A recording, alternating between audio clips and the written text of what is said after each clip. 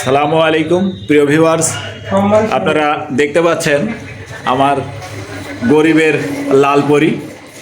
লালপরিটাকে আজকে বেশ কিছুদিন ধরে নিয়ে আসা হয়েছে, কিন্তু তাকে গোসল করানো হয়নি।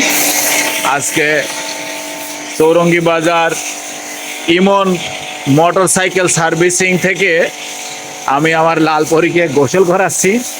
আপনারা দেখতে পাচ্ছেন লালপরির গায়ে ইমন খুব যত্ন সহকারে শ্যাম্পু করে দিচ্ছে। এরপরে সে ঘষা মাজা করবে, তারপরে তাকে হেয়ার ড্রাই দিয়ে শুকানো হবে। আপনারা দেখতে পাচ্ছেন যে আমার লালপরি এখন সাদা পরি হয়ে গেছে। এই হচ্ছে ইমনের